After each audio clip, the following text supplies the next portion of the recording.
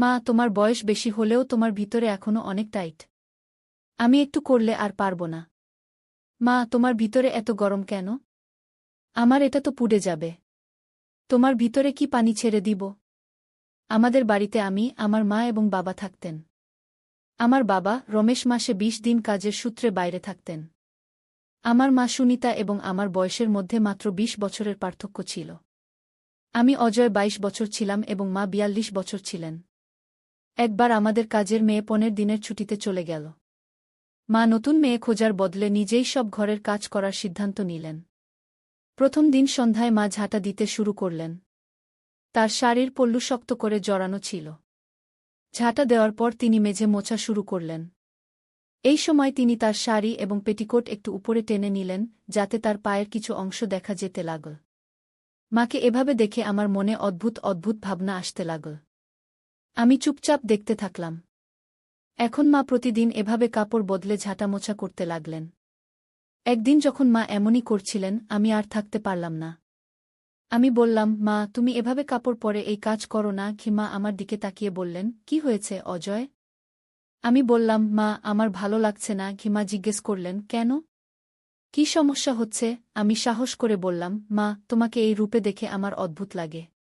কিছু আলাদা অনুভূতি হয় কি? মা হেসে বললেন, কেমন অদ্ভুত, কি হচ্ছে? আমি উত্তর দিলাম, শুধু মনে অদ্ভুত ভাবনা আসে কি? তখন মা উঠে দাঁড়ালেন এবং বললেন, ওহ, তাহলে তোকে চাই? যদি চাই তাহলে বল, আমি দিয়ে দিই গু। আমি অবাক হয়ে তার দিকে তাকিয়ে বললাম, মা, সত্যি? মা হেসে বললেন, কেন না? যখন তুই ছোট ছিলি তখন তো আমি সব সময় এমন করতাম কি? তারপর মা আমার কাছে সোফায় বসলেন এবং বললেন, আয়, আমার কোলে মাথা রাখ। ও আমি তার কোলে মাথা রেখে শুয়ে পড়লাম। মা ধীরে ধীরে জিজ্ঞেস করলেন, ভালো লাগছে? আমি মাথা নেড়ে হ্যাঁ বললাম। মা স্নেহে বললেন, তুমি যতক্ষণ চাস থাক। আমিও ভালো লাগছে। কত বছর পর কেউ আমার এত কাছে এল। তারপর মা পিঠ ঠেকালেন এবং চোখ বন্ধ করলেন। কিছুক্ষণ পর আমি জিজ্ঞেস করলাম, মা, তোমার ভালো লাগছে তো? মা আমার মাথা সোফার শার্টের দিকে রাখতে করতে বললেন, আর কত ভালো লাগছে। কিভাবে বলবো? স্কুলের কাজগুলোতে যদি শুধুমাত্র মন্তব্য করা হয় তবে আস্তে আস্তে বের হওয়ার দিনগুলি এসবে উপশম হবে। তারপর মা উঠলেন। আমার হাত ধরে বললেন, চল বিছানায় যাই। আমরা বিছানায় গেলাম। মা বিছানায় শুয়ে বললেন, আয়, আমার কাছে আয়। আমি তার কাছে গেলাম এবং বললাম, কিন্তু আমরা কখন এমন কথা বলতাম? মা আমাকে তার পাশে শোয়ার ইঙ্গিত করলেন। আমি তার পাশে শুয়ে পড়লাম। মা আমার দিকে ঘুরে শুয়ে আমাকে কাছে টেনে নিয়ে বললেন, অজ, এখন ভালো লাগছে তো? আমি তার দিকে তাকিয়ে বললাম, মা, তুমি কেন এমন জিজ্ঞেস করছ? এটি আমার জীবনের প্রথম অভিজ্ঞতা। আমার বিশ্বাসই হচ্ছে না যে এটি এত ভালো হতে পারে। মা আমার মুখে হাত বুলিয়ে বললেন, কত বছর পর আজ আমার ভালো লাগছে। তুমি আমাকে অনেক খুশি দিয়েছ, যেন কেউ আমাকে তাজা করে দিয়েছে। তুমি কি সবসময় আমার সাথে এমনই থাকবি? আমি বললাম, মা, তোমার খুশির জন্য আমি কিছুই করতে পারি। মা আমাকে অনেকবার জড়িয়ে ধরে বললেন, আমার অজয় কত ভালো। এখন আমরা সবসময় এমনই থাকব। আমি সাহস করে জিজ্ঞেস করলাম, মা, যদি তুমি রাগ না করো তাহলে একটা কথা জিজ্ঞেস করি। মা বললেন, রাগ কেন করব? জিজ্ঞেস কর, আমার রাজা। আমি বললাম, মা, বাবা কি তোমার সাথে থাকেন না? তোমাদের দুজনের কথা হয় না? মা গভীর শ্বাস নিয়ে বললেন, গত কয়েক বছর ধরে আমাদের খুব কম কথা হয়। ৩-৪ মাসে কখনো কখনো দেখা হয় এবং যখন দেখা হয় তিনি তাড়াতাড়ি ঘুমিয়ে পড়েন। আমি মায়ের কোলে মুখ লুকিয়ে চুপ হয়ে গেলাম। মা বললেন, তুমি কি শুধু এমনই বলছ? আমি বললাম, না। আমি জানতে চেয়েছিলাম যে তার কি ভালো লাগে। মা আমার সামনে এলেন এবং আমার গালে হালকা চাপড় মেরে বললেন, হ্যাঁ, কার ভালো লাগবে না? তুমি এখনই তো দেখেছ। তারপর মা বললেন, চল পরে আবার করব। এখন অনেক কাজ আছে। আমাকে খাবারও বানাতে হবে। এত বলার পর মা চুপ হয়ে গেলেন। আমি নিঃশব্দে তাকে দেখছিলাম। কিছুক্ষণ পর মা হাতের ইশারায় বললেন, এখন এসো আমার কাছে। আমি তার কাছে গেলাম। মা ড্রেসিং টেবিলের সামনে গিয়ে দাঁড়ালেন। আমি বললাম, মা, হাত পাশে রাখো। মা বললেন, কেন, কি সমস্যা? আমি অবাক হয়ে তাকিয়ে রইলাম। তারপর আমি মাকে আমার দিকে ঘুরালাম। মা আমার হাত ধরে বিছানার কাছে নিয়ে গেলেন। আমি বললাম, মা, এখন সোজা হয়ে দাঁড়াও আর আমার দিকে তাকাও। মা চোখ খুললেন।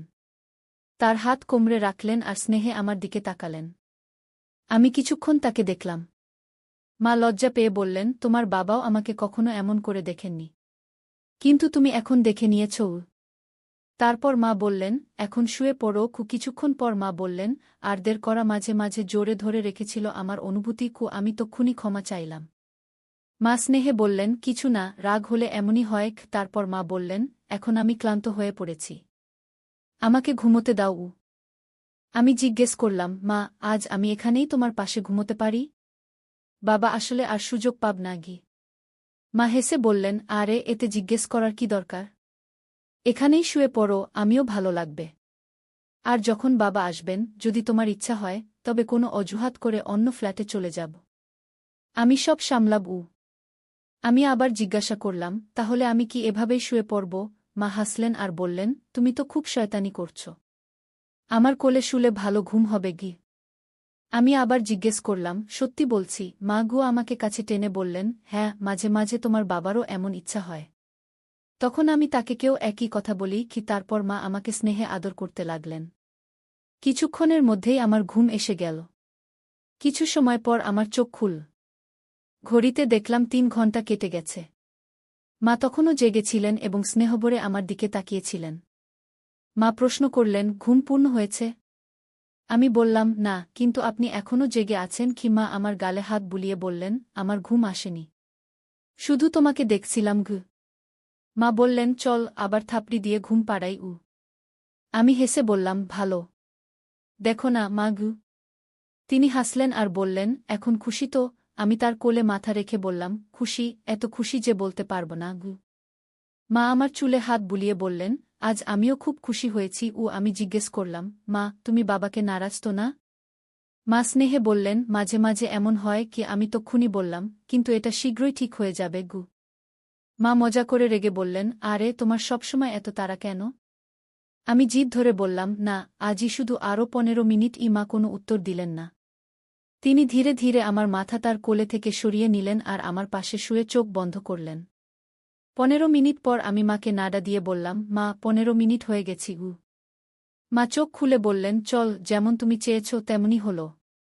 কিন্তু তুমি জেদি হয়ে গেছ। এখন তোমার এতে অভ্যাস হয়ে গেছে গু। মা বললেন, আমি শুধু এভাবেই শুয়ে থাকব।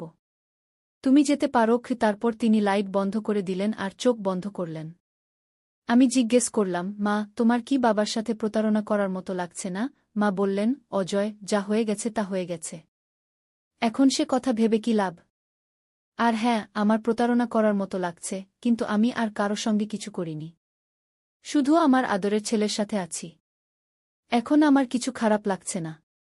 এখন ঘুমো, আমিও ঘুমোব গু। আমি বললাম, মা, আমার আরও একটি ইচ্ছা আছে, কিন্তু বুঝতে পারছি না কিভাবে বলব। মা বললেন, হ্যাঁ বলো। আমি বললাম, আমি আসল অভিজ্ঞতার সাথে একবার আসল মাকে দেখতে চাই। মা বললেন, এটা কঠিন, কিন্তু অসম্ভব নয়। যখন বাবা আসবেন তখন দেখে নেব।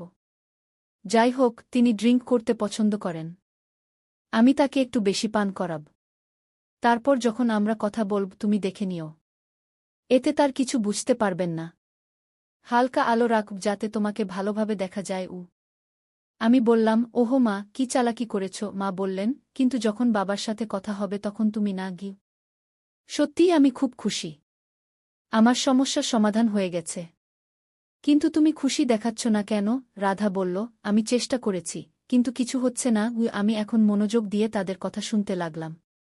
মা বললেন, রাধা, আমাকে এখনও কোনো সম্মান দেওয়া হয় না? রাধা জিজ্ঞেস করল, সত্যি? মা বললেন, হ্যাঁ, তারা একবার বলে, কিন্তু তারপর 2-3 মিনিটের মধ্যে কাজে চলে যায়। আমার খুব রাগ হয়, ভেতরে জ্বালা করে। আমি বারবার ভালোবেসে মানানোর চেষ্টা করি, কিন্তু কোনো লাভ হয় গে। রাধা জিজ্ঞেস করল, কিন্তু সুনিতা, তোমার কোনো সমাধান তো মিলেছে? তুমি কি কোনো বন্ধুর সঙ্গে কথা বলেছ? মা বললেন, দেখো রাধা, মোবাইল তো তোমার বাড়িতেই আছে। তুমি তোমার ছেলে বিকিকে ডাকো না কেন? সে ভালো এবং তরুণ ছেলে। সে অবশ্যই তোমাকে সাহায্য করবে গে। রাধা চমকে বলল, আর তুমি কি বলছ? মনে হচ্ছে যেন তোমার নিজের কোনো অভিজ্ঞতা আছে। মা বললেন, আর সত্যিই আমি আমার অভিজ্ঞতা থেকে বলছি। আমার মনে আছে 90 দিন আগে আমি অজয়কে কিছু কাজ শিখিয়েছিলাম।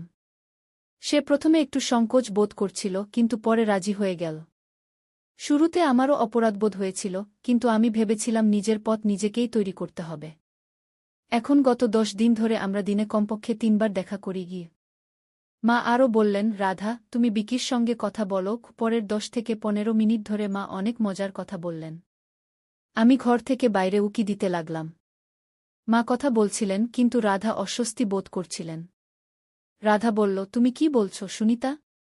আমার পক্ষে এসব সম্ভব নয়। বিকি তো খুব সাদাসিধে ছেলে। তারপর সে আস্তে বলল, কিন্তু সুনিতা, যদি আমি তোমাকে একটি অনুরোধ করি, তুমি কি মানবে? মা বললেন, হ্যাঁ বলো, কি করতে হবে? রাধা সংকোচে বলল, আমি কিভাবে বলবো? তুমি কি তোমার অজয়কে আমাকে দিতে পারো? শেষ পর্যন্ত সে তো আমার ছেলে নয়। আমাকে আমার সংকোচ ভাঙতে হবে না? মা চিন্তায় পড়ে গেলেন এবং বললেন, বিকির চিন্তা করো না। প্রথমে আমি অজয়কে জিজ্ঞেস করব। সে না বলবে না। তারও অভ্যাস হয়ে গেছে। রাধা বলল, আর শুধু ভাবলেই আমার হৃদয় দ্রুত স্পন্দিত হচ্ছে। এখনই জিজ্ঞেস করব। মা বললেন, আর সে এখনই বাড়িতে আছে কি? তারপর মা আমাকে ডাকলেন। আমার জন্য একটি কাজ করবে? আমি তাড়াতাড়ি বাইরে চলে এলাম। আমার হাসি পেল। আমি বললাম, কি কথা মা? মা আমার পরিচয় করিয়ে দিলেন। এটা আমার সখী রাধা। সে তোমার মাসি হবে। তার একটি কাজ ছিল। তুমি কি আমার জন্য করবে? আমি হেসে বললাম, মা, আপনার কাজ হয়ে গেছে মনে করুন। আমি প্রস্তুত।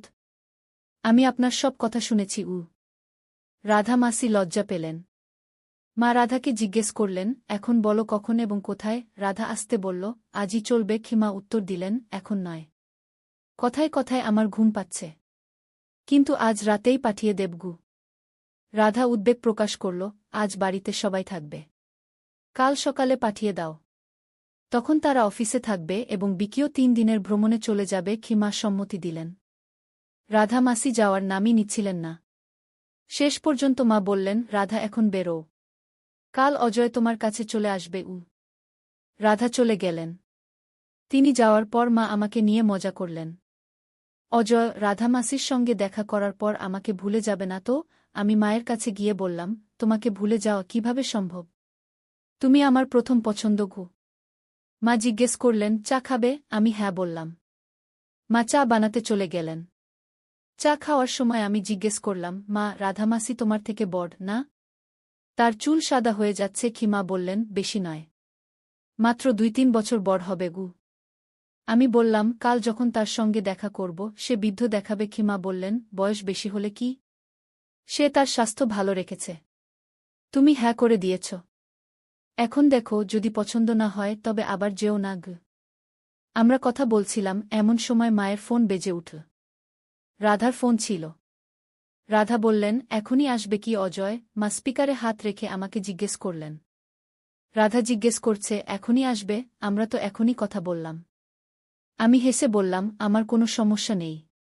কিন্তু চাচা এবং বিকি? রাধা বললেন, চাচা হঠাৎ ভ্রমণে চলে গেছেন এবং বিকি তার বন্ধুর বাড়িতে রয়ে গেছে। আমি বললাম, ঠিক আছে মা, বলে দাও আমি 15 মিনিটে পৌঁছে যাচ্ছি। মা ফোনে বললেন, তার কোনো সমস্যা নেই। আমি তাকে এখনই পাঠাচ্ছি। সে 15 মিনিটে পৌঁছে যাবে। তুমি প্রস্তুত থাকো। আমি তাড়াতাড়ি চা শেষ করলাম। ফ্রেশ হলাম। কাপড় বদলালাম এবং বেরিয়ে পড়লাম। আমি রাধা মাসির বাড়িতে 12 মিনিটে পৌঁছে গেলাম। বাইক পার্ক করছিলাম, এমন সময় দেখলাম মাসি বারান্দায় দাঁড়িয়ে আছেন। আমি লিফটে করে উপরে গেলাম। মাসি আগে থেকেই দরজা খুলে রেখেছিলেন। তিনি হলের সোফায় বসেছিলেন। তিনি কটনের ঢিলা টি-শার্ট এবং পায়জামা পরেছিলেন। তিনি বিশেষ ভালো দেখাচ্ছিলেন না। আমি তার কাছে গেলাম। মাসি বললেন, আরও, দরজা তো বন্ধ করো। আমি দরজা বন্ধ করে বললাম, বলো, প্রস্তুত তো? মাসি লজ্জিত হয়ে বললেন, তাই তো ডেকেছি। তিনি আমার হাত ধরে কাছে টেনে নিলেন। দৃষ্টি এড়িয়ে বললেন, তুমি আর সুনিতা সত্যি? আমি হেসে বললাম, আপনাদের সব বলার সময় মায়ের প্রয়োজন অনুভব হয়েছিল, তাই আমাকে ডেকেছে। মাসি বললেন, তাহলে এখন আমরা? আমি বললাম, আমি আপনার সব কথা শুনছিলাম। এখন বেশি দেরি করো না। আমাকেও আবার যেতে হবে। 45 মিনিট পরে রাধা মাসি বললেন, আজকের জন্য অনেক অনেক ধন্যবাদ অজয়। আবার আসবে তো? আমি বললাম, না এলে মনে রেখো আমি চলে আসব। আমি বললাম, মাসি, এখন আমাকে বেরোতে হবে। মা আমার জন্য অপেক্ষা করছেন। মাসি হেসে বললেন, ঠিক আছে, কিন্তু কাল অবশ্যই আসিস। না হলে তোর কথা মনে পড়বে। আমি প্রস্তুত হয়ে বাড়ি থেকে বেরিয়ে পড়লাম। মা দরজা খুলেই জিজ্ঞেস করলেন, অজয় কি হয়েছে? তার কাজ হয়ে গেছে আমি হেসে বললাম, হ্যাঁ মা গু। মা চোখ বড় করে বললেন, ওরে এ কোন শব্দ ব্যবহার করছিস? আমি হেসে বললাম, মাসি শিখিয়েছেন, আমার ভালো লেগেছে। মা বললেন, ধন্য হোক তুই, কিন্তু একটা কথা শুনে রাখ, আমার কথা মানতেই হবে। তো বন্ধুরা, এটা ছিল আমাদের আজকের ছোট্ট গল্প। আপনাদের গল্পটা কেমন লাগলো কমেন্ট করে অবশ্যই জানাবেন। যদি গল্পটা পছন্দ হয়ে থাকে তাহলে লাইক করুন এবং আপনার বন্ধুদের সাথে শেয়ার করুন। হেডলাইন এরকম আরও রোমাঞ্চকর গল্পের জন্য আমাদের চ্যানেল সাবস্ক্রাইব করুন এবং বেল আইকন টিপতে ভুলবেন না, যাতে আপনি আমাদের কোনো গল্প মিস না করেন। ধন্যবাদ।